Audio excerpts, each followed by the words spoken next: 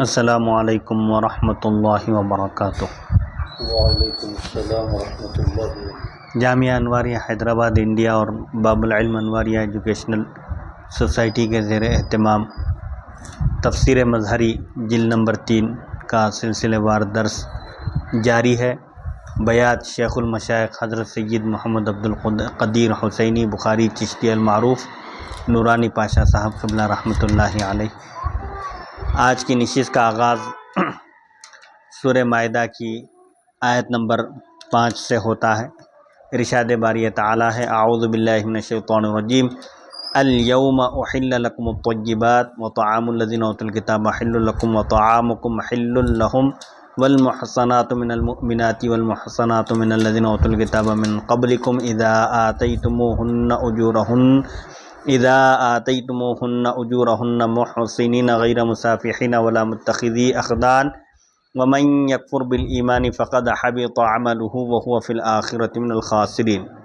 ترجمہ: آج حلال کر دی گئیں تمہارے لیے پاکیزہ چیزیں اور کھانا ان لوگوں کا جنہیں کتاب دی گئی حلال ہے، یعنی اہل کتاب کا کھانا بھی تمہارے لیے حلال ہے اور تمہارا کھانا حلال ہے ان کے لیے، اور حلال ہیں پاک دامن مومن عورتیں، یعنی ان سے نکاح کرنا تمہارے لیے حلال ہے، جائز ہے، اور پاک دامن عورتیں ان لوگوں کی جنہیں کتاب دی گئی تم سے پہلے، یعنی تم سے پہلے جن کو کتاب دی گئی اہل کتاب کی عورتوں سے بھی نکاح تمہارے لیے حلال ہے۔ کب؟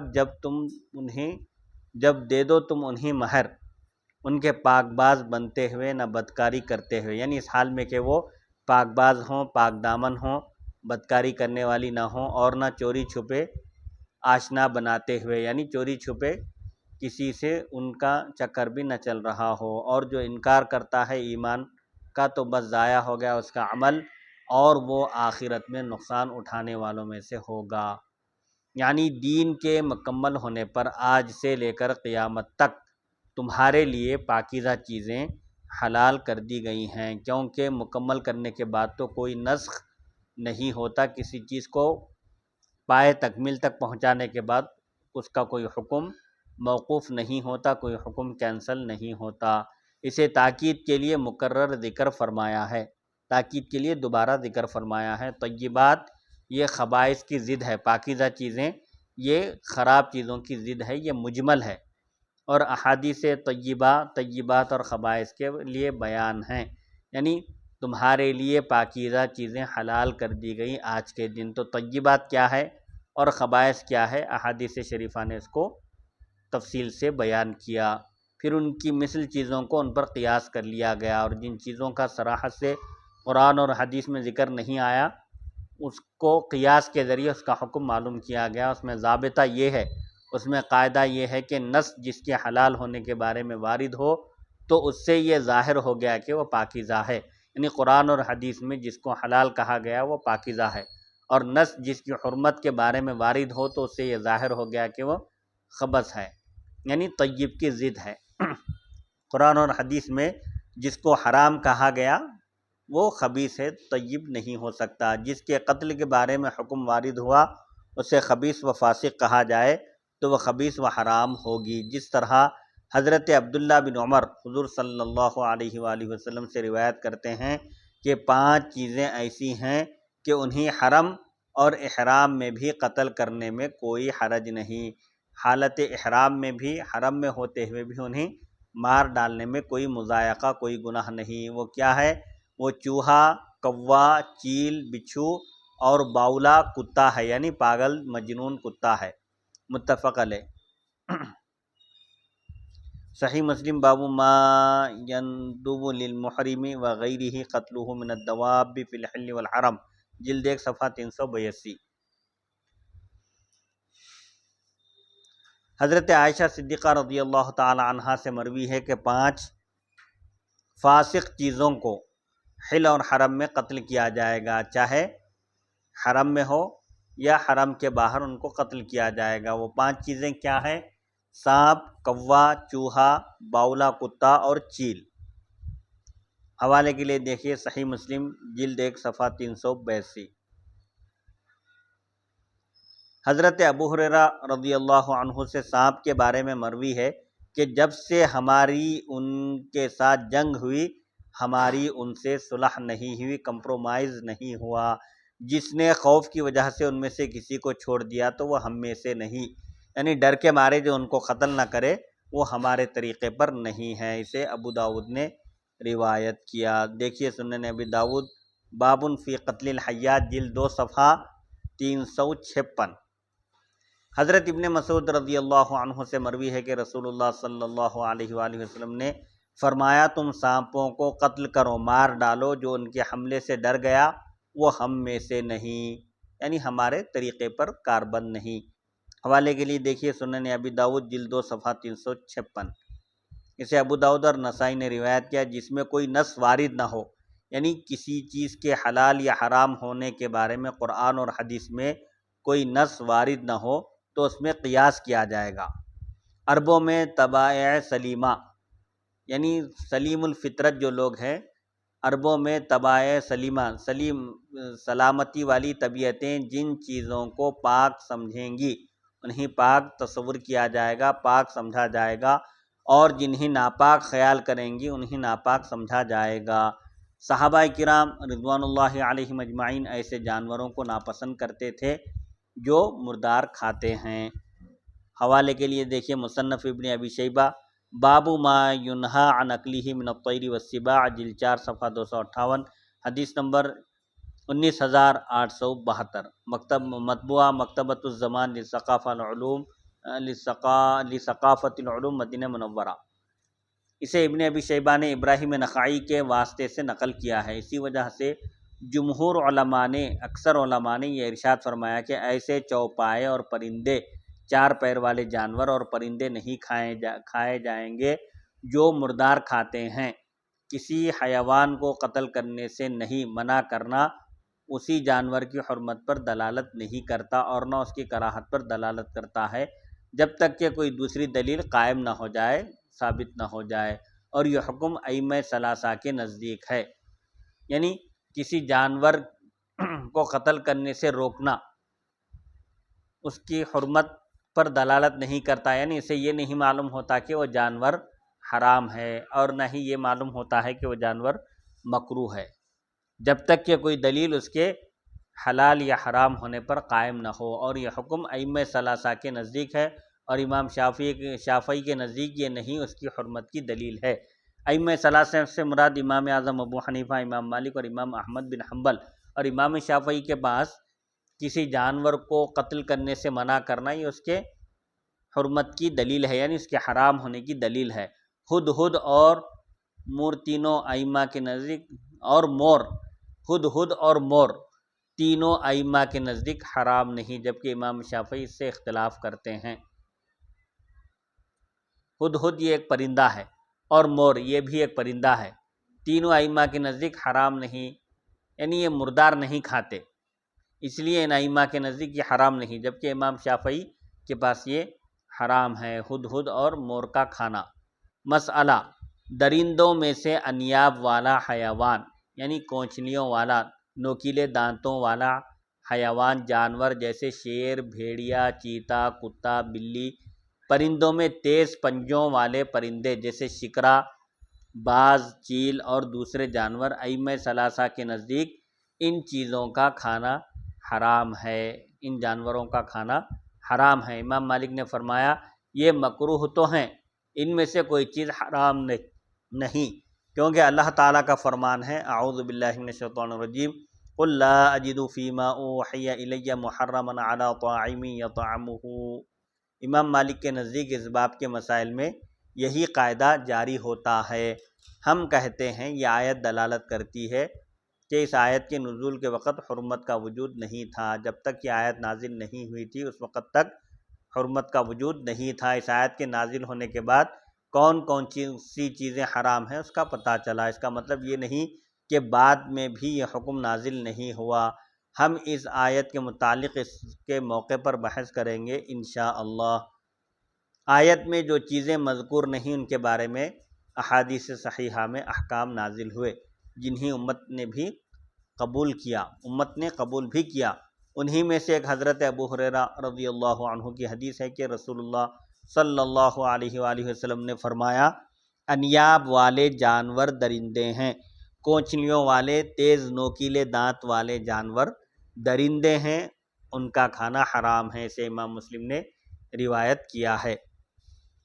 حوالے کے لیے دیکھیے صحیح مسلم باب تحریمی اکل ذی ناب، جلد نمبر 2 صفحہ نمبر 147۔ حضرت ابن عباس رضی اللہ عنہما سے مروی ہے کہ رسول اللہ صلی اللہ علیہ وآلہ وسلم نے فرمایا انیاب والا جانور درندہ ہوگا، کونچلیوں والا جانور سبعن درندہ ہوگا، اسی طرح پرندوں میں تیز پنجوں والا پرندہ وہ بھی درندہ ہوگا، یعنی اس کا بھی گوشت کھانا حرام ہے۔ اسے امام مسلم نے روایت کیا۔ دیکھیے صحیح مسلم جلد 2 صفحہ 147۔ ابن عبد البر نے کہا اس حدیث کی صحت پر اجماع ہے، یعنی یہ حدیث صحیح ہے، اس پر تمام محدثین کا اتفاق ہے۔ اس طرح زیادات مسند میں عبداللہ بن احمد نے امام احمد کی جو مسند ہے اس پر زیادات کے نام سے ان کے صاحبزادے نے کچھ اضافہ کیا ہے۔ زیادات مسند میں عبداللہ بن احمد نے حضرت علی شیر خدا کی حدیث نقل کی ہے، اس کی سند میں علت ہے، یعنی اس کی سند پر محدثین نے کلام کیا۔ امام احمد نے اسی کی مثل حضرت جابر کی حدیث نقل کی ہے۔ حضرت جابر سے مروی ہے کہ حضور صلی اللہ علیہ وآلہ وسلم نے بلی کھانے اور اس کی قیمت کھانے سے منع کیا، یعنی بلی کو بیچ کر اس کی قیمت کھانے سے آپ نے منع فرمایا۔ اسے ابو داؤد اور ترمذی نے روایت کیا۔ حوالے کے لیے دیکھیں مشکات المصابیح باب ما یحل اکلہ وما یحرم صفحہ 361۔ مسئلہ امام ابو حنیفہ کے نزدیک بجو اور لومڑی حرام ہیں، یعنی بجو اور لومڑی کا گوشت کھانا حرام ہے، جبکہ امام مالک کے نزدیک دوسرے درندوں کی طرح یہ مکروہ ہیں، حرام نہیں۔ امام شافعی اور امام احمد کے نزدیک یہ حلال ہیں، یعنی لومڑی اور بجو کا گوشت، بجو ایک قسم کا جانور ہے، لومڑی اور بجو کا گوشت حلال ہے۔ امام احمد کی ایک روایت میں لومڑی حلال نہیں، یعنی لومڑی کے بارے میں آپ سے 2 روایتیں ہیں، ایک روایت میں ہے کہ حلال ہے اور ایک روایت میں ہے حلال نہیں۔ صاحب ہدایہ نے کہا یہ دونوں درندے ہیں، لومڑی اور بجو دونوں درندے ہیں، کفایہ میں ہے ان کے انیاب ہوتے ہیں، یعنی ان کی کونچنیاں ہوتی ہیں، لمبے نوکیلے دانت، اور یہ انیاب سے دوسری چیزوں کو مار ڈالتے ہیں، اسی لیے انہیں نہیں کھایا جائے گا، جس طرح بھیڑیا ہے۔ امام شافعی رحمۃ اللہ علیہ نے حضرت جابر کے حدیث سے استدلال کیا ہے، دلیل پیش کی ہے کہ آپ سے بجو کے بارے میں پوچھا گیا کہ کیا وہ شکار ہے، تو انہوں نے جواب دیا ہاں۔ پھر پوچھا گیا کیا اسے کھایا جائے گا، فرمایا ہاں۔ پوچھا گیا کیا آپ نے رسول اللہ صلی اللہ علیہ وآلہ وسلم سے سنا ہے کہ بجو کو کھانے کی اجازت ہے، فرمایا ہاں۔ حوالے کے لیے دیکھیے سنن ابن ماجہ باب الذبح صفحہ نمبر 240۔ اسے امام شافعی اور ابو داؤد کے علاوہ اصحاب سنن نے روایت کیا ہے، نیز امام بیہقی نے روایت کیا، امام بخاری اور امام ترمذی اور ان کے علاوہ دوسرے علماء نے بھی اسے صحیح قرار دیا، اس حدیث کو انہوں نے صحیح تسلیم کیا۔ ابن عبداللہ نے اسے عبد الرحمن بن ابی عمارہ کی وجہ سے معلل قرار دیا۔ ابن عبداللہ نے اس حدیث کو جو علت والی کہا کہ اس کے اندر ایک خفیہ ایک خرابی ہے جس پر صرف ماہر محدثین ہی مطلع ہو سکتے ہیں، تو جو راوی ہے، راوی کی وجہ سے اس حدیث پر کلام ہوا، وہ راوی ہے عبد الرحمن بن ابی عمارہ، ان کی وجہ سے یہ حدیث معلل قرار پائی۔ ابو زرعہ اور نسائی نے اس کی توثیق کی، یعنی انہوں نے اس راوی کو ثقہ قرار دیا۔ امام شافعی نے کہا صرف صفا اور مروہ کے درمیان بجوؤں کا گوشت بیچا جاتا تھا۔ ابو داؤد نے اسے ان الفاظ کے ساتھ روایت کیا ہے کہ میں نے رسول اللہ صلی اللہ علیہ وآلہ وسلم سے بجو کے بارے میں پوچھا تو حضور صلی اللہ علیہ وآلہ وسلم نے فرمایا یہ شکار ہے، اگر اسے محرم شکار کرے تو اس میں مینڈھا لازم ہوگا۔ حالت احرام میں شکار کرنا محرم کے لیے منع ہے، اگر کوئی شکار کرے تو اس پر دم دینا لازم ہوگا، اسی لیے آپ نے فرمایا کہ بجو یہ شکار ہے، قابل شکار چیز ہے، اگر کوئی محرم اس کا شکار کرتا ہے تو اس پر ایک مینڈھا دینا، ایک دم کے طور پر بکرا دینا لازم ہوگا۔ حوالے کے لیے دیکھیے سنن ابی داؤد بابن فی اکل الضبع جلد نمبر 2 صفحہ نمبر 177۔ حضرت علامہ قاضی ثناء اللہ پانی پتی کہتے ہیں میں یہ کہتا ہوں کہ اس کو شکار قرار دینا اور احرام کی حالت میں شکار کرنے کی صورت میں مینڈھے کا واجب ہونا اس کے حلال ہونے کا تقاضا نہیں کرتا۔ یعنی بجو کو شکار قرار دینا، پھر حالت احرام میں شکار کرنے کی صورت میں مینڈھے کا لازم ہونا، بطور دم مینڈھا واجب ہونا، اس سے یہ لازم نہیں آتا کہ وہ جانور بھی حلال ہو۔ کیونکہ محرم جب ایسے شکار کو قتل کرے جس کا گوشت حرام ہو تو محرم پر اس کی جزا واجب ہوگی۔ یعنی جس جانور کا گوشت کھانا حرام ہے، اگر اس جانور کو بھی اگر حالت احرام میں محرم شکار کرے تب بھی اس پر جزا واجب ہوگی، دم دینا لازم ہوگا، کیونکہ شکار ایسے حیوان کو کہتے ہیں جو انسان سے وحشت محسوس کرتا ہو۔ جو جانور انسان کو دیکھ کر بدکتا ہو، بھاگتا ہو، اس کو شکار کہتے ہیں۔ اور طبعی طور پر، فطری طور پر اپنی حفاظت جو خود کرتا ہو، جو جانور انسان سے وحشت محسوس کرتا ہو، انسان کو دیکھ کر بدکتا ہو اور بھاگتا ہو، اور قدرتی طور پر، فطری طور پر اپنی حفاظت وہ خود کرتا ہو، اس کو کہتے ہیں شکار۔ بجو کے حلال ہونے والی حدیث درندوں کے حرام ہونے والی حدیث پر قوی نہیں۔ یعنی جن احادیث میں یہ آیا ہے کہ بجو حلال ہے، وہ ان احادیث کے مقابلے میں کمزور ہیں جن میں درندوں والے جانوروں کا حرام ہونا بتایا گیا ہے۔ یعنی کونچلیوں والے جانوروں کے حرام ہونے کی جو حدیث ہے وہ بجو کے حلال ہونے والی حدیث سے زیادہ قوی ہے، سند اور متن کے اعتبار سے مضبوط ہے۔ جب حرمت اور حلت والی احادیث مقابل نظر آئیں، ایک حدیث سے کسی چیز کا حرام ہونا معلوم ہو اور دوسری حدیث سے اس کا حلال ہونا معلوم ہو، جب دونوں چیزیں جمع ہو جائیں، احادیث مقابل نظر آئیں، تو اس وقت بطور احتیاط کے پیش نظر حرمت والی حدیث کو ترجیح دی جائے گی۔ یعنی ایک حدیث سے اگر کسی چیز کا حلال ہونا معلوم ہو اور دوسری حدیث سے اس کا حرام ہونا معلوم ہو، تو احتیاط کا تقاضا یہ ہے کہ حرمت والی حدیث کو اختیار کیا جائے اور اس کو حرام ہی سمجھا جائے اور اس سے اجتناب کیا جائے، بچا جائے۔ ترجیح دینے کی وجہ ایک یہ بھی ہے کہ ترجیح جب حرمت والی کو جب ترجیح دینے کی بات ہے تو حرمت والی کے بجائے حلت والی کو بھی ترجیح دی جا سکتی ہے۔ تو اس کا جواب دیتے ہوئے کہتے ہیں ترجیح دینے کی ایک وجہ یہ بھی ہے کہ نسخ کا تکرار لازم نہ آئے، یعنی جو چیز منسوخ کی جا چکی ہے پھر اس کو دوبارہ منسوخ کرنے کی خرابی لازم نہ آئے۔ جس طرح اصول فقہ کی کتابوں میں بیان کیا گیا ہے، کسی چیز کا حکم ایک بار موقوف کر دیا گیا تو دوبارہ اس کا نسخ وارد نہیں ہوتا، یعنی دوبارہ اس کو منسوخ نہیں کیا جاتا۔ رہی وہ حدیث جو امام ترمذی نے خزیمہ بن جریم سے نقل کی ہے کہ کیا کوئی بجو کھاتا ہے، یہ ضعیف ہے، کیونکہ تمام محدثین کا عبد الکریم بن امیہ کے ضعف پر اتفاق ہے۔ ائمہ جرح و تعدیل کا عبد الکریم بن امیہ نامی راوی کے ضعیف ہونے پر اتفاق ہے، ان سے روایت کرنے والا امیہ بن مسلم ہے۔ بہرحال یہ ایک فنی بحث ہے، حدیث شریف کے مستند اور روایت کے معتبر اور مستند ہونے کے لحاظ سے راویوں پر جو گفتگو ہوتی ہے، راویوں کی وجہ سے حدیث کا مرتبہ طے ہوتا ہے، یہ اس فنی اعتبار سے یہ بحث تھی۔ مسئلہ حشرات الارض حرام ہیں، کیڑے مکوڑے۔ حشرات الارض سے مراد زمین پر جو رینگتے ہیں کیڑے مکوڑے، جیسے چوہا، گرگٹ اور اس طرح کے دوسرے جانور، یہ تینوں ائمہ کا نقطہ نظر ہے۔ ائمہ ثلاثہ کے پاس حشرات الارض حرام ہیں۔ امام مالک نے فرمایا یہ مکروہ ہیں، حرام نہیں۔ بس فرق یہی ہے، ائمہ ثلاثہ کے پاس حرام ہیں اور امام مالک کے پاس حرام نہیں، مکروہ ہے۔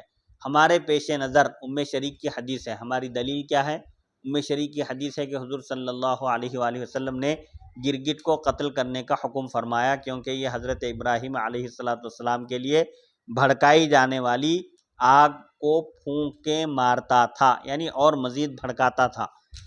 حوالے کے لیے دیکھیے متفق علیہ، یعنی مشکات المصابیح کا حوالہ ہے، باب ما یحل اکلہ وما یحرم، الفصل الاول، صفحہ نمبر 361۔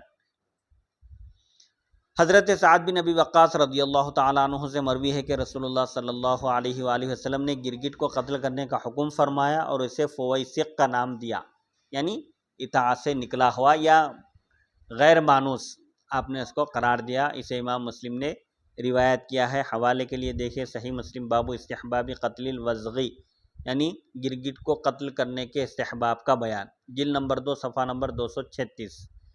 حضرت ابو ہریرہ رضی اللہ تعالیٰ عنہ سے مروی ہے کہ رسول اللہ صلی اللہ علیہ وآلہ وسلم نے فرمایا، جس نے پہلی ضرب میں پہلے مار میں گرگٹ کو مار ڈالا اس کے لیے 100 نیکیاں لکھی جائیں گی، جو دوسری ضرب میں دوسری مرتبہ میں مارے اس کے لیے اس سے کم، اور جس نے تیسری ضرب میں مارا اس کے لیے اس سے کم۔ اسے امام مسلم نے روایت کیا۔ حوالے کے لیے دیکھیے جلد نمبر 2 صفحہ نمبر 236 صحیح مسلم۔ حدیث میں یہ پہلے گزر چکا ہے کہ چوہے کو حل اور حرم دونوں میں قتل کیا جائے گا۔ چوہا ایک ایسا جانور ہے یا ایک ایسی چیز ہے جس کو حرم میں بھی وہ پایا جائے تو اس کو مار ڈالا جائے گا، اور اس کا نام فاسق رکھا گیا، یعنی فویسق کہا گیا ان پانچوں کو۔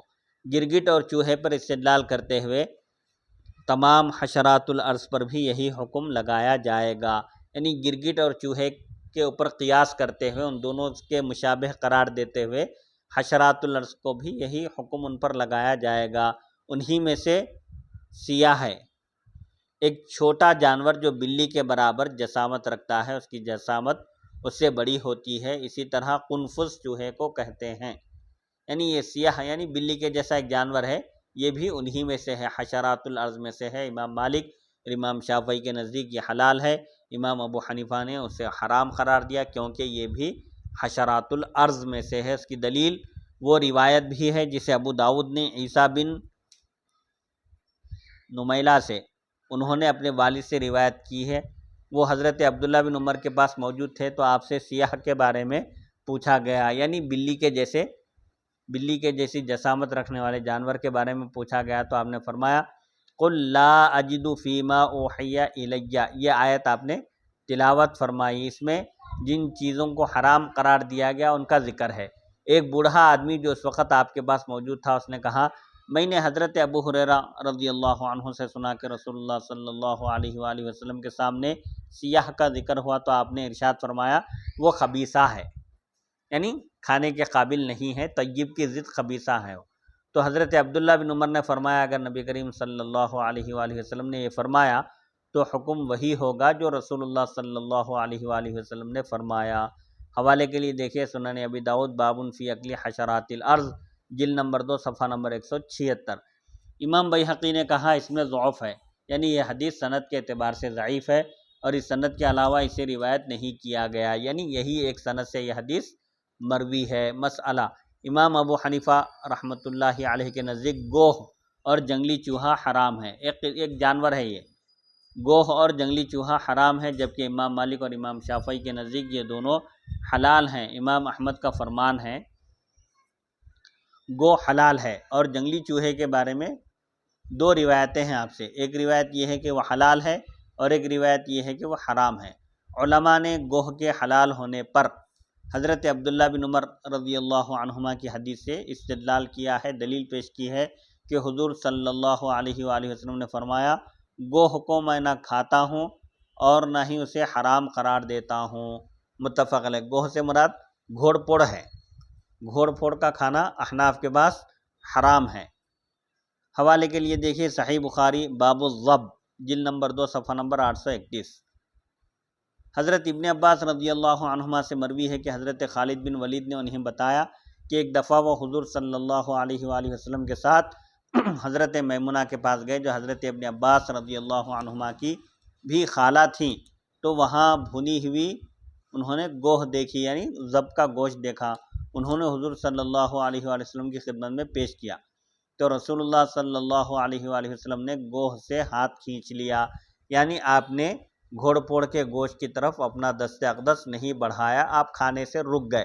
حضرت خالد نے عرض کیا یا رسول اللہ صلی اللہ علیہ وآلہ وسلم کیا گوہ حرام ہے، گھوڑ پوڑ حرام ہے؟ فرمایا نہیں، لیکن یہ میری قوم کی سرزمین سے نہ تھی اس لیے میں اسے کھانا ناپسند کرتا ہوں، یعنی یہ عرب میں مکے میں میری سرزمین پر یہ چیز نہیں پائی جاتی اس لیے میں اس کو کھانے سے رکتا ہوں، پسند نہیں کرتا۔ حضرت خالد بن ولید نے کہا میں نے اسے اپنی طرف کھینچا اور اسے کھایا، اور رسول اللہ صلی اللہ علیہ وآلہ وسلم مجھے دیکھ رہے تھے، اس حال میں کہ آپ صلی اللہ علیہ وآلہ وسلم مجھے گوہ کھاتے ہوئے، گھوڑ پوڑ کا گوشت کھاتے ہوئے دیکھ رہے تھے، ملاحظہ فرما رہے تھے۔ متفق علیہ۔ صحیح بخاری باب الذبح جلد 2 صفحہ 831۔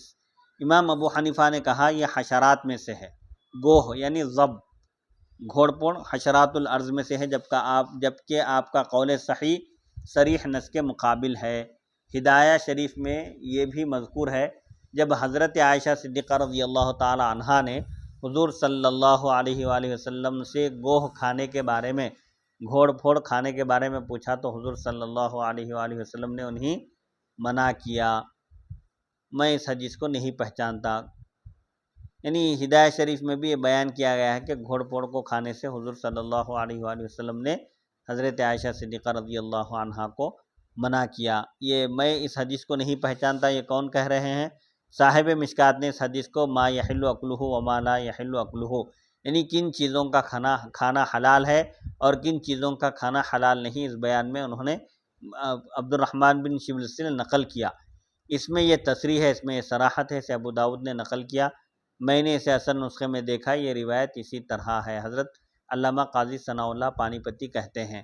مسئلہ اچھا، یہ صاحب مشکات نے اس حدیث کو جو نقل کیا ہے، پھر مترجم کہتے ہیں اس تفسیر کا ترجمہ کرنے والے کہ میں نے اسے اصل نسخے میں دیکھا، یہ روایت اصل نسخے میں اسی طرح ہے۔ بہرحال گھوڑ پھوڑ کا کھانا احناف کے پاس جائز نہیں ہے۔ حضرت پاک علیہ الصلوۃ والسلام نے حضرت عائشہ صدیقہ رضی اللہ تعالی عنہا کو ان کے پوچھنے پر آپ نے منع فرما دیا گھوڑ پھوڑ کے کھانے کے بارے میں۔ جب انہوں نے دریافت کیا تو آپ نے فرمایا کہ گھوڑ پھوڑ کھانا جائز نہیں ہے۔ مسئلہ مکڑی جو مر چکی ہو ہر حال میں اسے کھانا حلال ہے۔ امام مالک نے فرمایا اگر وہ اپنی موت مرے تو اسے نہیں کھایا جائے گا، مگر اسی صورت میں کھایا جائے گا جب وہ خارجی سبب سے مری ہو، یعنی اس کو کھانا مکروہ ہے۔ اب مکڑی تو یہاں ذکر کیے ہیں، ممکن ہے یہ مچھلی ہو، کیونکہ مکڑی تو زہریلی ہوتی ہے جس سے لوگ احتیاط کرتے ہیں، بچتے ہیں۔ جمہور نے حضرت عبداللہ بن عمر کی حدیث سے استدلال کیا ہے کہ رسول اللہ صلی اللہ علیہ وآلہ وسلم نے فرمایا ہمارے لیے 2 مردے اور 2 خون حلال ہیں۔ مکڑی سے مراد یہ ٹڈے ہیں، یہ 2 مردے مکڑی اور مچھلی ہے، 2 خون کلیجی اور تلی ہے۔ حوالے کے لیے دیکھیے سنن دارقطنی باب الصید والذبائح جلد نمبر 4 صفحہ نمبر 271 تا 72، حدیث نمبر 25۔ مکڑی سے مراد یہاں پر وہ مکڑی نہیں ہے جو جالا تانتی ہے یا اپنا گھر بناتی ہے، بلکہ مچھلی اور جراد ٹڈی ہے، یہ دونوں حلال ہیں۔ اور 2 خون کلیجی اور تلی ہے۔ اسے امام شافعی، امام احمد، ابن ماجہ، دارقطنی اور بیہقی نے عبد الرحمن بن زید بن اسلم سے، انہوں نے اپنے والد سے، انہوں نے حضرت عبداللہ بن عمر سے روایت کیا ہے۔ عبد الرحمن بن زید ضعیف اور متروک ہیں، ائمہ جرح و تعدیل کے نزدیک یہ ضعیف ہیں اور ان کی حدیث کو محدثین نے چھوڑ دیا۔ دارقطنی نے زید بن مسلم سے حضرت عبداللہ بن عمر سے موقوف روایت کی ہے اور کہا یہ صحیح ترین ہے۔ اسی طرح ابو زرعہ اور ابو حاتم نے موقوف کو صحیح قرار دیا ہے۔ خطیب نے مسور بن سلط کے واسطے سے زید بن اسلم سے، انہوں نے عطا بن یسار سے، انہوں نے حضرت ابو سعید خدری سے روایت کیا۔ امام احمد بن حنبل نے مسور کی تکذیب کی ہے، یعنی مسور کو انہوں نے قابل اعتبار راوی قرار نہ دیا۔ ابن حبان نے کہا یہ ثقہ لوگوں کی طرف موضوع روایت کو منسوب کر دیتا تھا، یعنی مسور کی خرابی یہ تھی کہ وہ قابل اعتبار معتمد محدثین کی طرف موضوع روایت کو منسوب کر دیا کرتے تھے۔ مسئلہ گھروں میں رکھے جانے والے گدھوں اور خچروں کا گوشت تینوں ائمہ کے نزدیک حرام ہے، یعنی پالتو گدھوں اور خچروں کا گوشت تینوں ائمہ کے نزدیک حرام ہے۔ امام شافعی، امام احمد بن حنبل، امام ابو حنیفہ کے نزدیک حرام ہے، جبکہ امام مالک کے نزدیک مکروہ ہے۔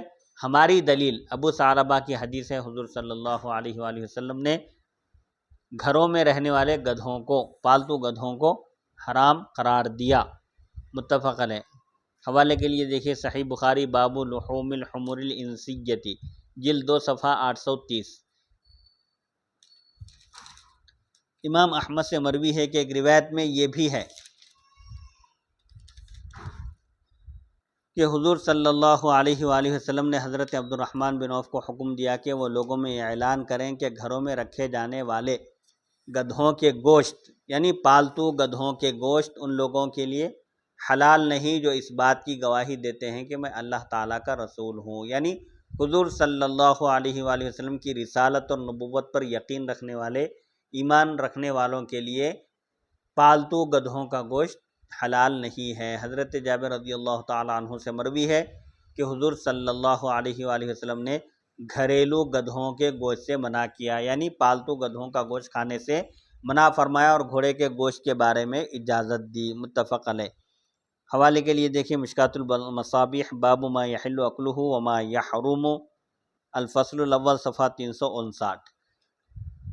آپ ہی سے ایک روایت مروی ہے کہ حضور صلی اللہ علیہ وآلہ وسلم نے خیبر کے روز پالتو گدھوں اور خچروں کا گوشت، انیاب والے یعنی کونچلیوں والے درندوں کا گوشت اور تیز پنجوں والے پرندوں کا گوشت حرام قرار دیا۔ اسے امام ترمذی نے روایت کیا اور کہا یہ حدیث سند کے اعتبار سے غریب ہے۔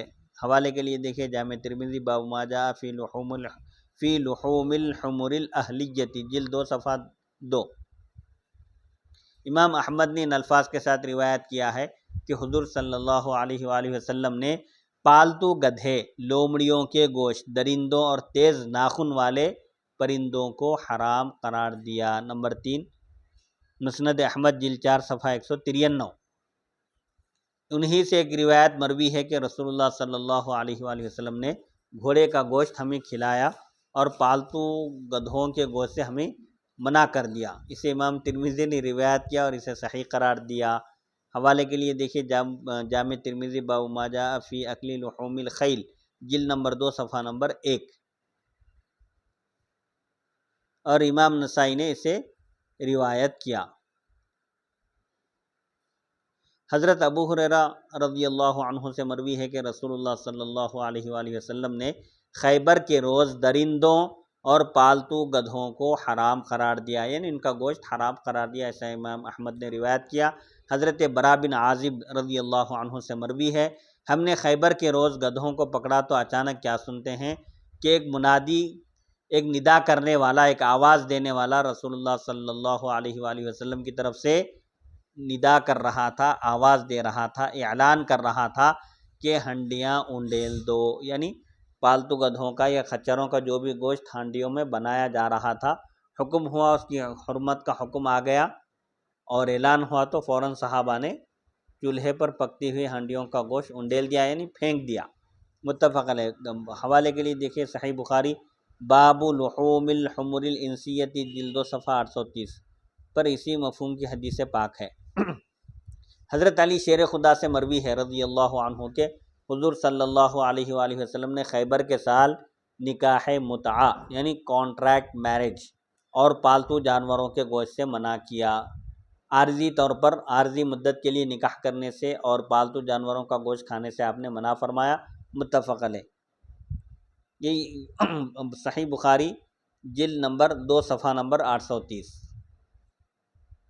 اس باب میں حضرت ابو سلیت، حضرت انس، حضرت ابن عباس، حضرت سلمہ بن اکوع، حضرت عبداللہ بن ابی اوفا، حضرت خالد بن ولید، حضرت عمرو بن شعیب، وہ اپنے والد سے، وہ اپنے دادا سے، اسی طرح مقدام بن معدی قریب اور عمرو بن دینار سے روایات مروی ہیں۔ مسئلہ، جمہور علماء کے نزدیک، اکثر علماء کے نزدیک گھوڑوں کا گوشت کھانا حلال ہے۔ امام ابو یوسف اور امام احمد کا بھی یہی قول ہے، جبکہ امام ابو حنیفہ اور امام مالک رحمۃ اللہ علیہما نے فرمایا گھوڑوں کا گوشت مکروہ ہے۔ پھر یہ بھی ہے کہ امام ابو حنیفہ کے نزدیک مکروہ سے مراد مکروہ تحریمی ہے۔ ایک قول یہ کہا گیا کہ یہ مکروہ تنزیہی ہوگا۔ صاحب ہدایہ نے ارشاد فرمایا پہلا قول زیادہ صحیح ہے، یعنی امام اعظم ابو حنیفہ کے پاس گھوڑوں کا گوشت مکروہ تحریمی ہے۔ جمہور نے حضرت جابر کی حدیث سے استدلال کیا ہے جو گزر چکی ہے کہ آپ نے گھوڑے کے بارے میں اجازت دی۔ نیز حضرت اسماء کی حدیث ہے کہ ہم نے حضور صلی اللہ علیہ وآلہ وسلم کے زمانے میں ایک گھوڑا ذبح کیا، ہم نے اسے کھایا جب ہم مدینہ طیبہ میں تھے، متفق علیہ۔ حوالے کے لیے دیکھیں صحیح بخاری باب لحوم الخیل جلد نمبر 2 صفحہ نمبر 229، صفحہ نمبر 829۔ امام احمد نے یہ زائد ذکر کیا ہے کہ ہم آپ کے اہل بیت ہیں۔ امام ابو حنیفہ نے اللہ تعالیٰ کے اس فرمان سے استدلال کیا ہے والخیل والبغال والحمیر لترکبوها والزینہ۔ فرمایا یہ کلام بطور احسان ذکر فرمایا، کھانا بہت بڑا نفع ہے۔ اللہ تعالیٰ نے احسانات کے ضمن میں ذکر فرمایا کہ اس نے تمہارے لیے گھوڑے، خچر اور گدھے بنائے، پیدا کیے تاکہ تم ان پر سواری کرو، اور وہ تمہارے زینت کے لیے اس نے بنایا۔ تو یہاں احسانات کا ذکر ہے، غذا فراہم کرنا، گوشت فراہم کرنا، یہ بھی بہت بڑا احسان ہے، لیکن اس کے باوجود یہاں کھانے کا ذکر نہیں فرمایا۔ حکیم اعلیٰ چیز کا ذکر چھوڑ کر ادنا چیز کو بطور احسان ذکر نہیں فرماتا۔ جو حکمت والا ہوتا ہے وہ اعلیٰ چیز کا ذکر کرتا ہے، ادنا اعلیٰ چیز کو چھوڑ کر ادنا چیز کے ذریعے احسان نہیں جتاتا۔ نیز خالد بن ولید کی حدیث جو حضور صلی اللہ علیہ وآلہ وسلم سے مروی ہے سے استدلال کیا ہے کہ پالتو گدھوں اور گھوڑوں کا گوشت حرام ہے۔ ایک میں یوں ذکر ہے کہ رسول اللہ صلی اللہ علیہ وآلہ وسلم نے گھوڑوں، خچروں اور گدھوں کے گوشت کھانے سے منع کیا۔ سنن دارقطنی باب الصید والذبائح جلد نمبر 4 صفحہ نمبر 287 حدیث نمبر 61۔ اسے امام احمد نے صالح بن یحییٰ بن مقدام سے، انہوں نے اپنے دادا سے، انہوں نے خالد سے روایت کی۔ امام احمد نے کہا یہ حدیث منکر ہے، یعنی فنی اعتبار سے اس حدیث میں، سند کے اعتبار سے اس حدیث میں وہ قوت نہیں ہے جو عام طور پر صحیح اور حسن میں ہوتی ہے۔ موسیٰ بن ہارون نے کہا صالح بن یحییٰ معروف نہیں ہے، غیر معروف راوی ہیں، مجہول ہیں۔ اسی طرح ان کے والد بھی معروف نہیں، مگر دادا معروف ہے، دادا کی شخصیت معروف ہے، غیر معروف نہیں ہے۔ یہ دونوں غیر معروف ہونے کی وجہ سے حدیث منکر ہے۔ دارقطنی نے کہا یہ حدیث ضعیف ہے، سند کے اعتبار سے یہ حدیث ضعیف ہے۔ ابن جوزی نے کہا اس حدیث کے بعض الفاظ میں ہے کہ رسول اللہ صلی اللہ علیہ وآلہ وسلم نے یوم خیبر کو، خیبر کے دن اسے حرام قرار دیا۔ واقدی نے کہا خالد نے غزوہ خیبر کے بعد اسلام قبول کیا، واللہ اعلم۔ مسئلہ، امام ابو حنیفہ کے نزدیک نیولا مکروہ ہے کیونکہ وہ بھی حشراتی درندوں میں سے ایک ہے۔ نیولے کا گوشت کھانا بھی مکروہ ہے امام اعظم ابو حنیفہ کے پاس۔ مسئلہ، ائمہ ثلاثہ کے نزدیک رخم، گدھ اور بغاس کا کھانا مکروہ ہے۔ یہ بغاس کیا ہے؟ سبزی مائل سفید رنگ کا ایک پرندہ جو گدھ سے قدرے چھوٹا اور اڑان میں سست ہوتا ہے۔ ایک سبزی مائل سفید یعنی ایک ہرا پرندہ ہے جس کے اندر سفید رنگ بھی ہوتا ہے، گدھ سے قدرے چھوٹا یعنی گدھ سے تھوڑا چھوٹا اور اڑان میں یہ سست ہوتا ہے، اس کا بھی کھانا مکروہ ہے کیونکہ وہ مردار کھاتے ہیں۔ گدھ اور بغاس یہ دونوں مردار کھاتے ہیں۔ اسی طرح سیاہ کوا جو مردار کھاتا ہے، اسی طرح کوا، گدھا اور اسی طرح ہر وہ جانور جو مردار کھاتا ہے اس کا گوشت کھانا حرام ہے۔ کھیتی کا کوا کھانے میں کوئی حرج نہیں کیونکہ وہ صرف دانہ کھاتا ہے اور شکاری پرندہ نہیں، یعنی عقاق کے کھانے میں کوئی حرج نہیں۔ یہ پرندے ہیں قسم قسم کے، اس کے بارے میں وضاحت ہو رہی ہے اور ایک قاعدہ کلیہ بتایا جا رہا ہے کہ جو پرندے مردار کھاتے ہیں ان کا کھانا جائز نہیں ہے، یعنی ان پرندوں کا گوشت نہیں کھایا جا سکتا۔ اسی طرح کونچلیوں والے جو درندے ہوتے ہیں جانور، اسی طرح تیز نوکیلے ناخن والے، تیز نوکیلے پنجے والے جو پرندے ہوتے ہیں ان کا بھی گوشت کھانا حرام ہے۔ عقاق کے کھانے میں کوئی حرج نہیں کیونکہ اس کی خوراک ملی جلی ہوتی ہے۔ ایک پرندہ ہے جو مردار بھی کھاتا ہے، غیر مردار بھی کھاتا ہے، یعنی خالص مردار کھانے والا نہیں ہے، کبھی یہ بھی کھاتا ہے کبھی وہ بھی کھاتا ہے، تو اس کی خوراک ملی جلی ہونے، خلط ملط ہونے کی وجہ سے اس کے کھانے میں کوئی مضائقہ، کوئی گناہ نہیں۔ وہ مرغی جیسا ہوتا ہے، جس سے مرغی بھی مردار بھی کھاتی ہے، غیر مردار بھی کھاتی ہے، تو مرغی کا جو حکم ہے اس کا بھی وہی حکم ہوگا۔ حضرت امام ابو یوسف سے مروی ہے کہ یہ مکروہ ہے کیونکہ اکثر اس کی خوراک مردار ہے۔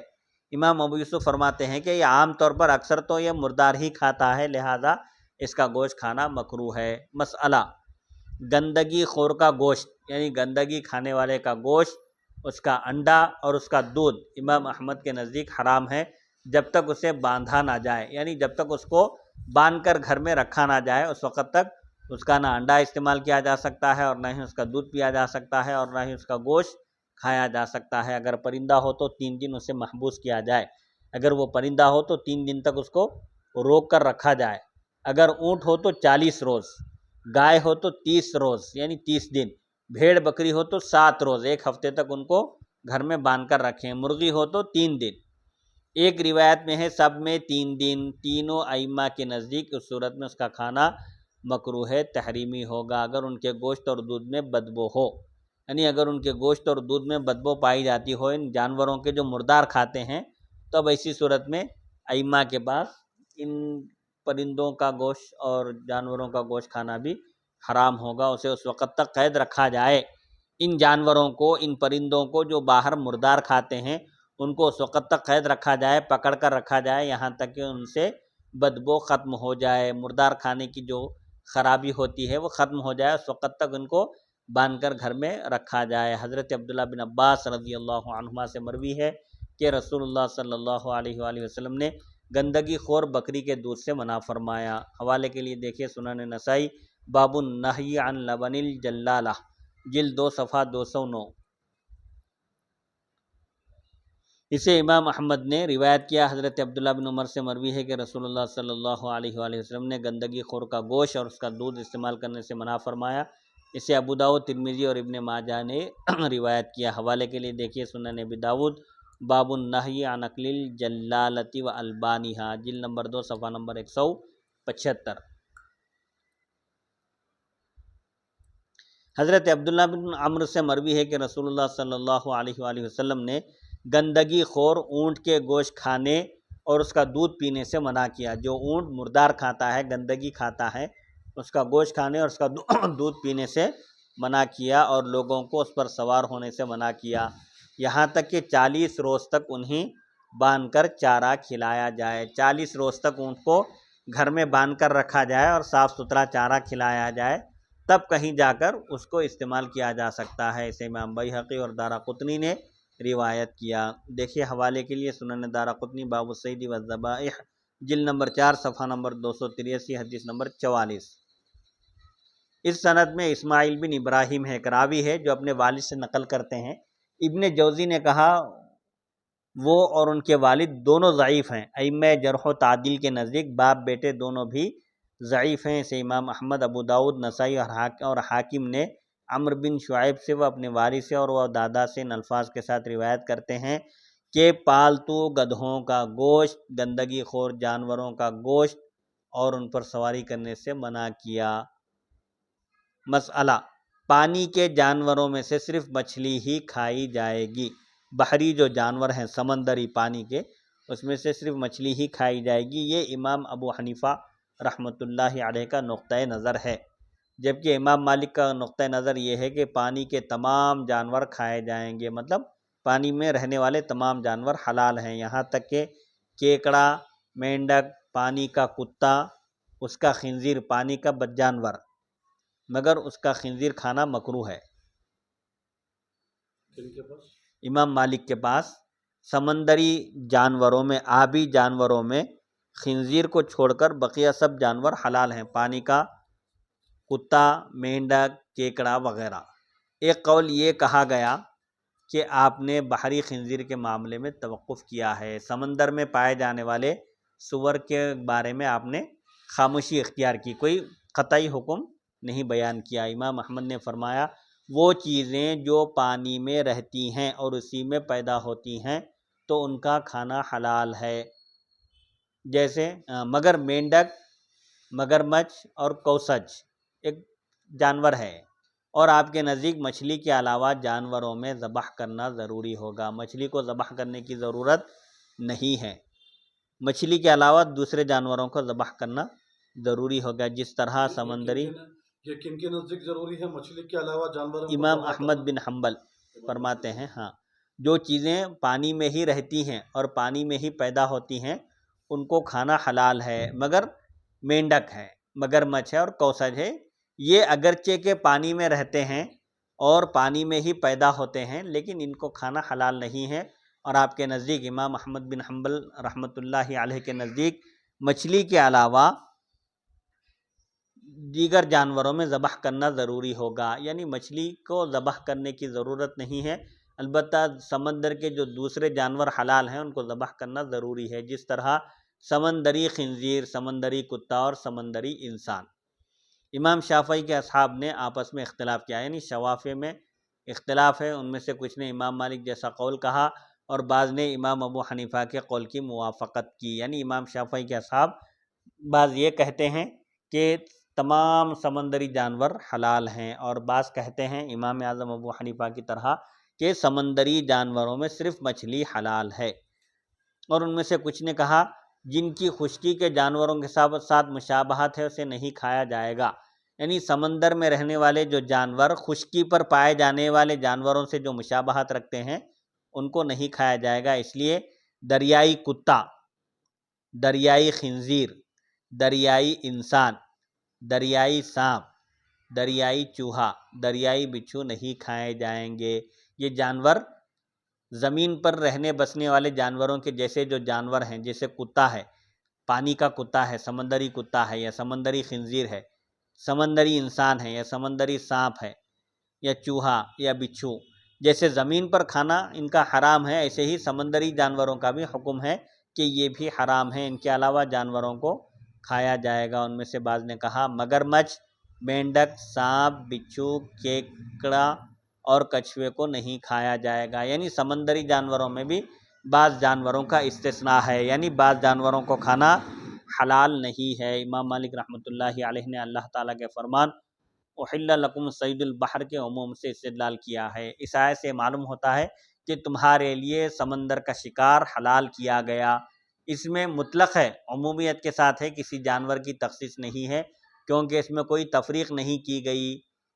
اسی ضمن میں حضور صلی اللہ علیہ وآلہ وسلم کا سمندر کے بارے میں ارشاد ہے کہ اس کا پانی پاک کرنے والا اور اس کا مردار حلال ہے۔ آپ نے فرمایا، سمندر کے بارے میں پوچھا گیا تو کہ سمندر کا پانی پاک ہے اور اس کا جانور حلال ہے، اس کا مردار بھی حلال ہے۔ اس کا جواب یہ دیا گیا کہ آیت میں لفظ صید سے مراد شکار کرنا ہے، کیونکہ اللہ تعالیٰ کا فرمان ہے جب تک تم احرام کی حالت میں ہو تمہارے لیے خشکی کا شکار، زمین پر پائے جانے والے جانوروں کا شکار حرام ہے۔ یہاں حرام خشکی کا جانور شکار کرنا ہے، مگر جب غیر محرم خشکی کا شکار کرے جبکہ محرم کی مدد نہ ہو، جو حالت احرام میں نہیں ہے وہ زمین پر شکار کرے اور احرام کی حالت والا اس کی مدد نہ کرے، جبکہ محرم کی مدد اس کے ساتھ شامل حال نہ ہو اور نہ ہی اس کی طرف سے رہنمائی ہو، تو محرم کے لیے اس کا کھانا حلال ہے۔ حالت احرام میں محرم کے لیے شکار منع ہے، لیکن اگر غیر محرم جو حالت احرام میں نہیں ہے اگر وہ شکار کرے جبکہ محرم کی اس میں شکار میں نہ کوئی مدد ہے اور نہ ہی محرم نے شکار کی طرف اشارہ کیا اور نہ ہی محرم نے شکار کی طرف نشاندہی کی، اب ایسی صورت میں اگر غیر محرم شکار کر کے لا کر رکھے سامنے، تب ایسی صورت میں محرم اس کو کھا سکتا ہے۔ حدیث میں میتہ سے مراد مچھلی ہے، سمندر کا پانی پاک ہے، پاک کرنے والا ہے، اور اس کا مردار حلال ہے سے مراد صرف مچھلی ہے، مچھلی پانی کی حلال ہے۔ اور حضور صلی اللہ علیہ وآلہ وسلم کا ارشاد، سمندر میں جو بھی جانور ہے اللہ تعالیٰ نے اسے بنی آدم کے لیے، انسانوں کے لیے ذبح کر دیا ہے۔ حوالے کے لیے دیکھیے سنن دارقطنی باب الصید والذبائح، جلد 4 صفحہ 267، حدیث نمبر 4۔ اسے دارقطنی نے روایت کیا جو حضرت جابر سے مروی ہے، اور حضرت عبداللہ بن سرجس سے مروی روایت ہے کہ حضور صلی اللہ علیہ وآلہ وسلم نے فرمایا ہر مچھلی بنی آدم کے لیے ذبح کر دی گئی ہے، اس لیے مچھلی کو ذبح کرنے کی ضرورت نہیں ہے۔ ہم اس کے بارے میں کہتے ہیں نون سے مراد مچھلی ہے، عربی میں مچھلی کو نون بھی کہتے ہیں، اس سے مراد مچھلی ہے۔ نون سے یہ حدیث اس لیے چلائی گئی کہ مچھلی کو ذبح کرنے کی ضرورت نہیں، یعنی یہ بتانے کے لیے یہ حدیث بیان کی گئی ہے کہ جیسے خشکی کے جانوروں کو ذبح کرنے کی صورت میں وہ حلال ہوتے ہیں، اس طرح مچھلی کو ذبح کرنے کی ضرورت نہیں ہے، بغیر ذبح کے ہی مچھلی حلال ہے۔ یہ اس لیے نہیں چلائی گئی کہ سمندر میں جو کچھ ہے وہ سب حلال ہے، اس حدیث کے لانے کا مقصد یہ ہے کہ سمندری سب جانور حلال ہیں یہ بتلانا مقصود نہیں ہے، بلکہ اصل مقصد یہ ہے کہ سمندری جانور مچھلی بغیر ذبح کے بھی حلال ہیں۔ ہاں جو مچھلی سمندر کے اندر ہی مر جائے، پانی کے اندر مر کر اوپر آ جائے تو پھر وہ حلال نہیں ہے۔ مچھلی کے علاوہ بعض دوسرے جانوروں کی حلت پر، مچھلی کے علاوہ بعض دوسرے جانوروں کے حلال ہونے پر حضرت جابر کی حدیث دلالت کرتی ہے وہ حدیث کیا ہے؟ میں نے جیش خبد میں شرکت کی، ایک لشکر کا نام ہے، میں نے جیش خبد میں شرکت کی، حضرت ابو عبیدہ اس لشکر کے امیر تھے، کمانڈر تھے، ہمیں سخت بھوک لگی، زبردست بھوک لگی، سمندر نے ایک مردہ مچھلی ساحل پر پھینک دی، یعنی سمندر کے بہاؤ سے ایک مچھلی ساحل پر آ پہنچی، ہم نے اس جیسی مچھلی نہیں دیکھی تھی، بہت بڑی مچھلی تھی وہ، اسے عنبر کہتے تھے، جیسے مریل اور جو مختلف نام ہیں مچھلیوں کے، اسی طرح جو مچھلی سمندر کنارے پر لا کر پھینک دی تھی، ڈال دی تھی، وہ عنبر تھی، ہم نصف مہینے تک، آدھے مہینے تک اس میں سے کھاتے رہے، اتنی بڑی مچھلی تھی کہ 15 دن تک اس مچھلی کا گوشت ہم کھاتے رہے، سارا لشکر کھاتا رہا۔ حضرت ابو عبیدہ نے اس کی ایک ہڈی لی اور سوار اس کے نیچے سے گزر گیا، یعنی اس کے جو کانٹے تھے، کانٹے کا جو شیپ تھا وہ اتنا بڑا تھا کہ اس کو ایسا زمین پر جب ٹھہرایا گیا تو ایک شخص گھوڑے پر یا اونٹ پر سوار ہو کر بہرحال اس کے نیچے سے گزرا تو وہ کانٹا یا اس کی وہ مچھلی کی ہڈی اس کے سر کو بھی نہیں لگی، یعنی بتلانا مقصد یہ ہے کہ اتنی بڑی مچھلی تھی۔ جب ہم مدینے پہنچے تو حضور صلی اللہ علیہ وآلہ وسلم کی خدمت میں ہم نے تمام واقعہ ذکر کیا، پورا قصہ سنایا۔ آپ نے فرمایا اللہ تعالیٰ نے جو کچھ تمہیں دیا اسے کھاؤ، اور اگر تمہارے پاس کچھ ہو تو ہمیں بھی کھلاؤ، یعنی وہ اللہ کی عطا ہے، اللہ نے تمہارے لیے غیب سے کھانے کا انتظام کیا تھا، اگر وہ کچھ مچھلی باقی رہ گئی ہے تو اب یہاں پیش کرو، ہم بھی کھائیں گے۔ ہم نے رسول اللہ صلی اللہ علیہ وآلہ وسلم کی خدمت میں پیش کیا، جو کچھ بچا کچا جو تھا مچھلی کا حصہ، کچھ یہ 15 دن تک کھانے کے باوجود کچھ گوشت جو بچ گیا تھا جو ہم ساتھ لائے تھے، آپ کی خدمت اقدس میں ہم نے پیش کیا، آپ نے اسے تناول فرمایا، یعنی آپ نے اس مچھلی کا گوشت اس میں سے کچھ آپ نے بھی تناول فرمایا۔ حوالے کے لیے دیکھیے مشکات المصابیح، باب ما یحل اکلہ وما یحرم، صفحہ نمبر 360۔ احناف نے کہا شاید یہ حیوان مچھلی کی ایک قسم میں سے ہے جس پر لفظ موت بھی دلالت کرتا ہے، وہ چیزیں جن سے طبع سلیم نفرت کرتی ہے، پاکیزہ فطرت نفرت کرتی ہے، جیسے مینڈک اور دوسری چیزیں، ان کی حرمت پر دلیل اللہ تعالیٰ کا یہ فرمان ہے وَيُحَرِّمُ عَلَيْهِمُ الْخَبَائِثَ، وہ ان پر خبائث کو حرام قرار دیتے ہیں، یعنی سابقہ آسمانی کتابوں میں حضور پاک علیہ السلام کے جو اوصاف بیان کیے گئے کہ آپ نبی امی ہیں، آپ اہل ایمان کے لیے پاکیزہ چیزوں کو حلال کرتے ہیں اور خبیث چیزوں کو ان پر حرام قرار دیتے ہیں، اور عبد الرحمن بن عثمان کی حدیث بھی اس پر دلالت کرتی ہے کہ ایک طبیب، ایک ڈاکٹر نے حضور صلی اللہ علیہ وآلہ وسلم کے سامنے ایک دوا کا ذکر کیا اور اس میں مینڈک کو شامل کرنے کا ذکر کیا، ایک دوا جس میں مینڈک کو ملا کر تیار کی جاتی ہے، تو رسول اللہ صلی اللہ علیہ وآلہ وسلم نے مینڈک کو مارنے سے منع کر دیا۔ اسے امام احمد، ابو داؤد، نسائی اور بیہقی نے روایت کیا ہے۔ حوالے کے لیے دیکھیے سنن نسائی، باب میتۃ البحر، جلد نمبر 2، صفحہ نمبر 201۔ بیہقی نے کہا نہیں کے متعلق، منع کے متعلق جو روایت کی گئی ان میں سے یہ قوی ترین ہے، یعنی مینڈک کو کھانے سے منع کی جو حدیث ہے یہ سب سے مضبوط ہے۔ مسئلہ، امام ابو حنیفہ رحمۃ اللہ علیہ کے نزدیک مچھلی جب مر کر تیرنے لگے تو اس کا کھانا مکروہ ہے۔ سمندر میں مچھلی مر جائے اور مر کر پانی کے اوپر آ جائے، تیرنے لگے، تو ایسی مچھلی کا کھانا مکروہ ہے، یعنی مکروہ تحریمی، مگر جبکہ جمہور کے نزدیک مکروہ نہیں، آپ کے نزدیک یہ مکروہ تحریمی ہے۔ ہم نے حضرت جابر کی عنبر مچھلی کے متعلق جو حدیث ذکر کی ہے اس سے علماء نے استدلال کیا ہے، دلیل پیش کی ہے، نیز حضور صلی اللہ علیہ وآلہ وسلم کا یہ ارشاد بھی ہے کہ اس سمندر، اس کا مردار حلال ہے، یعنی سمندر میں جو مر جائے وہ حلال ہے، مطلب یہ ہے کہ اس کو ذبح کرنے کی ضرورت نہیں ہے۔ مچھلی کو اگر زندہ باہر نکال لیں تو ظاہر بات ہے وہ مر جاتی ہے، تو اب اس کو ذبح کرنے کی، مرنے کے بعد تو ذبح نہیں کیا جا سکتا، اس کو پہلے بھی ذبح کرنے کی ضرورت نہیں ہے۔ سمندر کا جو مردار ہے وہ حلال ہے، یعنی سمندر کے جانور کو ذبح کرنے کی ضرورت نہیں ہے، بغیر ذبح کے بھی وہ حلال ہے، جیسے مچھلی۔ ہم نے کہا حضرت جابر کی حدیث میں ہے سمندر نے ایک مردہ مچھلی پھینک دی، اس کا معنی یہ ہوگا کہ سمندر نے ایک مچھلی پھینکی جس کے باعث وہ مر گئی، مردہ مچھلی مراد نہیں ہے، بلکہ سمندر نے موجوں کی، سمندر کے بہاؤ نے مچھلی کو باہر کر دیا اور مچھلی پانی سے باہر ہونے کی وجہ سے مر گئی، یہ بالاتفاق حلال ہے، یعنی جو مچھلی زندہ ہو اور سمندر کے باہر آنے کے بعد اگر مر جائے تو یہ سب کے پاس حلال ہے۔ میتۃ البحر سے مراد وہ مچھلی ہوگی جسے سمندر نے پھینک دیا ہو، یہاں تک کہ اس کی موت سمندر کی طرف مضاف ہو، یعنی سمندر میں ہی جو مر چکی ہو اور باہر آئی ہو۔ اس سے مراد وہ مچھلی نہیں جو بیماری کی وجہ سے سمندر میں مر گئی ہو۔ بہرحال بس خلاصہ یہ ہے کہ احناف کے پاس اگر مچھلی سمندر میں مر جائے، تالاب میں مر جائے، پانی میں مر کر اوپر آ جائے، جس کو طافی کہتے ہیں عربی میں، جو مچھلی پانی میں مر کر اوپر آ جائے، اس مچھلی کا کھانا حلال نہیں ہے۔ احناف نے حضرت جابر کی حدیث سے استدلال کیا ہے جو وہ حضور صلی اللہ علیہ وآلہ وسلم سے روایت کرتے ہیں کہ آپ نے فرمایا جب وہ تیرنے لگے تو اسے نہ کھاؤ۔ کب تیرتی ہے یہ؟ جب مر جائے تو وہ پانی کے اوپر آتی ہے اور ادھر ادھر بہنے لگتی ہے پانی کے بہاؤ سے۔ آپ نے فرمایا کہ جب وہ تیرنے لگے تو اسے نہ کھاؤ، جب پانی جزر کی وجہ سے ہٹ گیا تو اسے کھا لو۔ یہ مد و جزر سمندر کی ایک اصطلاح ہے۔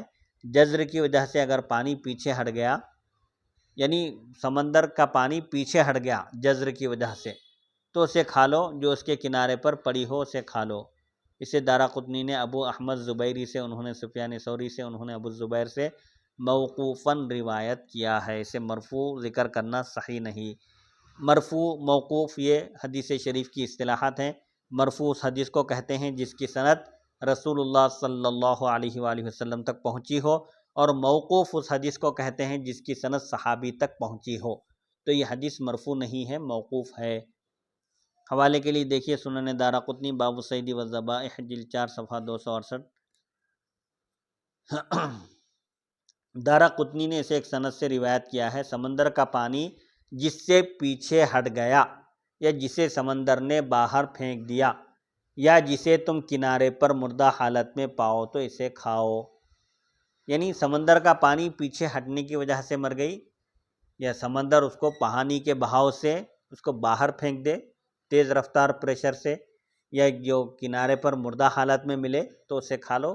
جو پانی پر تیر رہی ہو تو اسے نہ کھاؤ۔ جو مر کر پانی کے اوپر آ جائے، جو مچھلی سمندر میں، تالاب میں، کنویں میں، بہرحال پانی میں مر کر اوپر آ جائے تو اسے نہ کھاؤ۔ دارقطنی نے کہا، عبدالعزیز وہب سے روایت کرتے ہیں، یہ دارقطنی کی جو روایت ہے، سنن دارقطنی باب الصید جلد نمبر 4 صفحہ نمبر 267 تا 68۔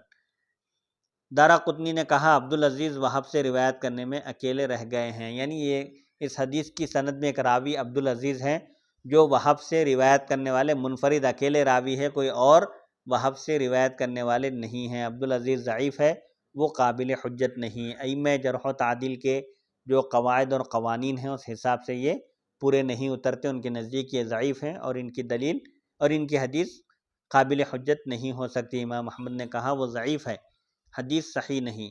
امام نسائی نے کہا یہ متروک ہے، یعنی اس راوی کی حدیث محدثین نے نہیں لی، انہوں نے چھوڑ دی۔ اس کی ایک اور سند ہے جس سے ابو داؤد نے انہی سے روایت کیا ہے کہ رسول اللہ صلی اللہ علیہ وآلہ وسلم نے فرمایا، سمندر جسے باہر پھینک دے یا سمندر کا پانی اس سے پیچھے ہٹ جائے تو اس مچھلی کو کھاؤ۔ جو پانی میں ہی مر جائے اور پانی پر تیرنے لگے تو اسے نہ کھاؤ۔ حوالے کے لیے دیکھیے سنن ابی داؤد بابون فی اکل الطافی جلد نمبر 2 صفحہ نمبر 178۔ اس سند میں اسماعیل بن امیہ ہے، اس حدیث کی سند میں ایک راوی اسماعیل بن امیہ ہے جو متروک ہے۔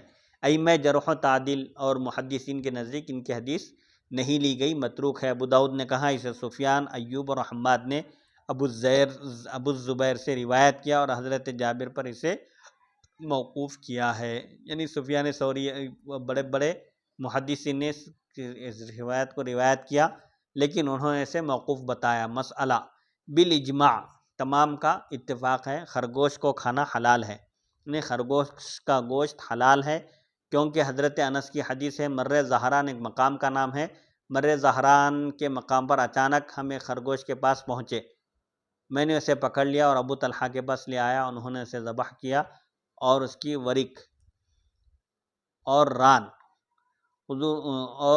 ران حضور صلی اللہ علیہ وآلہ وسلم کی خدمت میں بھیجی، جسے آپ نے قبول فرمایا۔ حوالے کے لیے دیکھیے صحیح بخاری باب الارنب جلد نمبر 2 صفحہ نمبر 830 تا 31۔ یہ ورق کس کو کہتے ہیں؟ پچھلی ٹانگ کا وہ حصہ جو پشت کے ساتھ ملا ہوتا ہے، یعنی پیچھے کی ٹانگ کا وہ حصہ جو پیٹھ کے ساتھ ملا ہوتا ہے۔ خرگوش کا وہ حصہ انہوں نے حضور صلی اللہ علیہ وآلہ وسلم کی خدمت اقدس میں بھیجا، روانہ کیا تو آپ نے اسے قبول فرما لیا۔ فائدہ: مرغی کا گوشت حضور صلی اللہ علیہ وآلہ وسلم نے تناول فرمایا۔ حوالے کے لیے دیکھیے صحیح بخاری باب لحم الدجاج صفحہ نمبر 829۔ فائدہ: حضرت سفینہ سے مروی ہے کہ میں نے رسول اللہ صلی اللہ علیہ وآلہ وسلم کے ساتھ سرخاب کا گوشت کھایا۔ حوالے کے لیے دیکھیے سنن ابی داؤد باب فی اکل لحم الحبارہ جلد نمبر 2 صفحہ نمبر 176۔ اسے ابو داؤد نے روایت کیا ہے۔ یہاں طعام سے مراد ذبیحہ ہے۔ وطعامکم حل لہم وطعام الذین اوتوا الکتاب حل لکم الیوم احل لکم الطیبات وطعام الذین اوتوا الکتاب حل لکم وطعامکم حل لہم، اور تمہارے لیے اہل کتاب کا ذبیحہ کھانا حلال ہے۔ کھانے سے مراد ذبیحہ ہے کیونکہ باقی کھانوں کی حلت اہل کتاب کے ساتھ خاص نہیں۔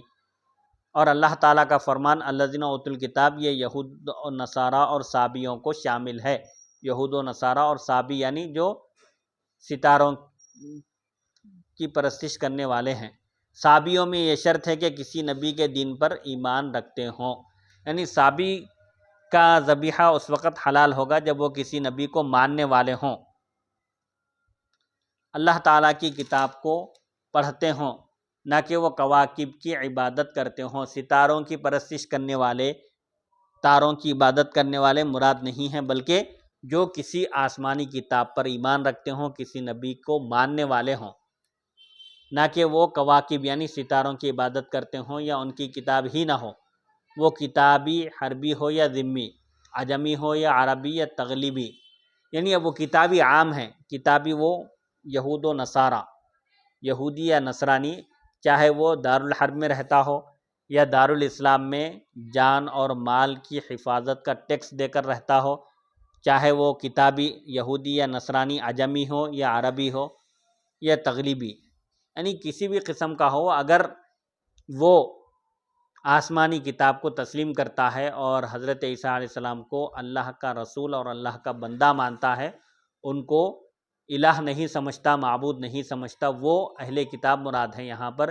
یہی امام ابو حنیفہ رحمۃ اللہ علیہ کا نقطہ نظر ہے۔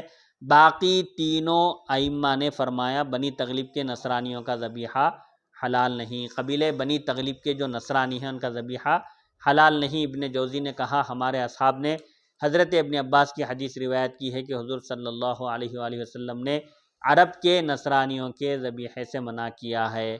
تفسیر طبری جلد 6 صفحہ 65۔ ابن جوزی نے اپنی سند سے حضرت علی شیر خدا رضی اللہ تعالیٰ عنہ سے روایت کیا ہے کہ تم بنی تغلب کے نصرانیوں کا ذبیحہ نہ کھاؤ، کیونکہ انہوں نے شراب پینے کے علاوہ نصرانیت سے کوئی تعلیم نہیں اپنائی۔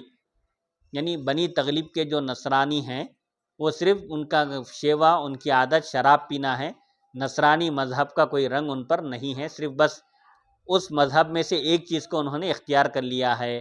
حوالے کے لیے دیکھیے تفسیر طبری جلد 6 صفحہ 65۔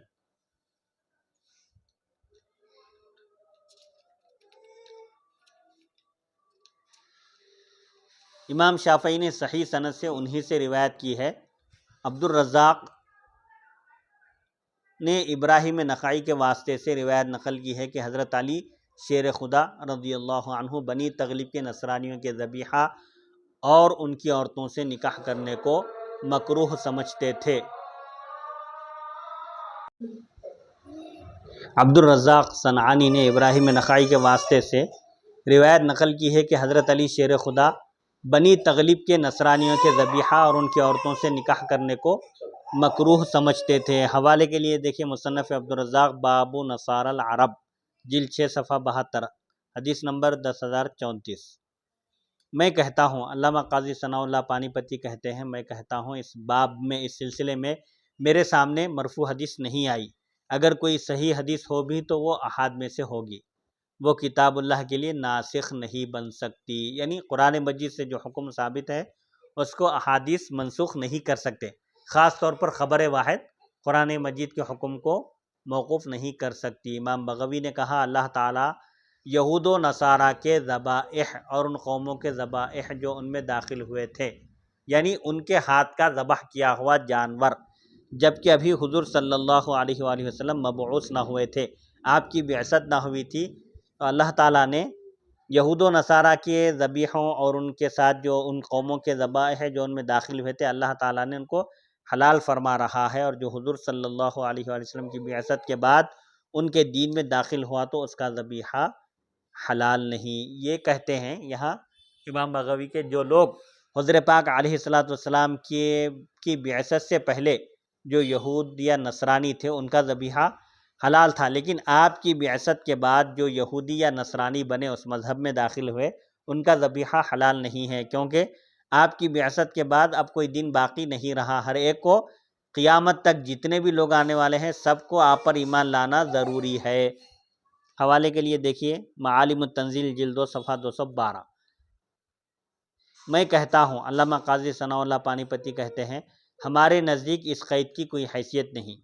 صاحب ہدایہ نے کہا مرتد کا ذبیحہ نہیں کھایا جائے گا، یعنی جو اپنے دین سے پھر جائے، نعوذ باللہ من ذالک، جو دین بدل دے، دین اسلام سے پھر جائے، اس کے ہاتھ کا ذبح کیا ہوا نہیں کھایا جائے گا، یعنی جو پہلے مسلمان تھا پھر نعوذ باللہ من ذالک مرتد ہو گیا، ہم اس سے اللہ تعالیٰ کی پناہ چاہتے ہیں، وہ یہودی ہوا، نصرانی ہوا، مجوسی ہوا یا بت پرست، کسی بھی مذہب کو اختیار کرے، دین اسلام چھوڑ کر، اس کا ذبیحہ نہیں کھایا جائے گا، کیونکہ مرتد کی کوئی حلت نہیں، یعنی کیونکہ وہ جس کی طرف منتقل ہوا وہ اس پر قائم نہیں رہے گا، جس دین کی طرف وہ منتقل ہوا ہے، شفٹ ہوا ہے، یا جس دین میں وہ کنورٹ ہوا ہے وہ اس پر قائم نہیں رہے گا، مگر ایسا کتابی جو اپنے دین کے علاوہ کسی اور دین کی طرف منتقل ہوا ہو تو وہ اسی حالت پر قائم ہے، اس لیے اس کی اسی حالت کا اعتبار کیا جائے گا، ذبح کے وقت وہ جس حالت پر تھا اس کی پہلی حالت کا اعتبار نہیں کیا جائے گا۔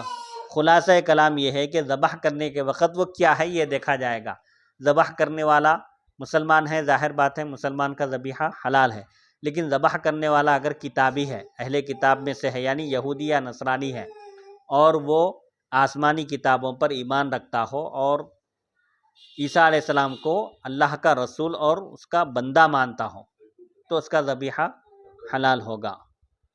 کفایہ میں ہے، ہدایہ کی شرح ہے، اگر کوئی یہودی یا نصرانی مجوسی ہو گیا، کوئی یہودی یا نصرانی آتش پرست ہو گیا، دین بدل دیا، تو اس کا ذبیحہ اور شکار حلال نہیں ہوگا، وہ اس مجوسی کے قائم مقام ہوگا جو پہلے سے مجوسی تھا، اس کے جیسا سمجھا جائے گا۔ اگر کوئی مجوسی یہودی یا نصرانی ہو گیا تو اس کا ذبیحہ اور شکار کھایا جائے گا۔ کوئی پہلے آگ کی پوجا کرنے والا تھا، اب یہودی یا نصرانی بن گیا تو اس کا ذبیحہ اور شکار حلال ہوگا، جس طرح اگر وہ ابتدا سے اہل کتاب میں سے ہو، جیسے اگر پہلے سے اہل کتاب ہو تو اس کا ذبیحہ اور شکار حلال ہے، اسی طرح اگر کوئی مجوسی یہودی یا نصرانی ہو جائے تو اس کا بھی ذبیحہ اور شکار حلال ہوگا، کیونکہ ہمارے نزدیک جو وہ اعتقاد رکھتا تھا اسی پر ثابت ہوگا۔ بہرحال یہ ذبیحہ کے مسائل تھے جو دین کے مختلف ہونے کی وجہ سے اس کی جو تفصیلات تھی اس پر گفتگو ہوئی۔